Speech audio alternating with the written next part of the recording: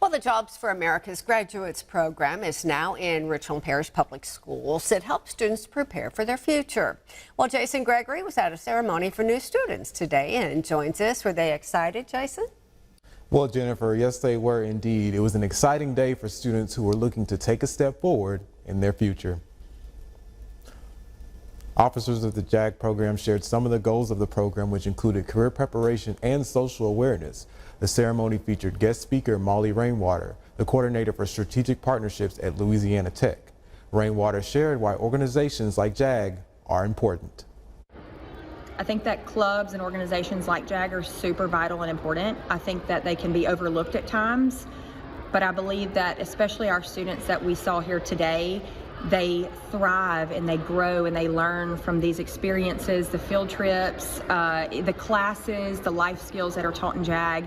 I wish that more people knew about organizations like this. I think that it would be extremely helpful for students in our area. Rainwater also said it is important for the community to show up for its students to ensure them to have a better future. The J.A.G program is designed to help students around the country attain life skills. Jennifer.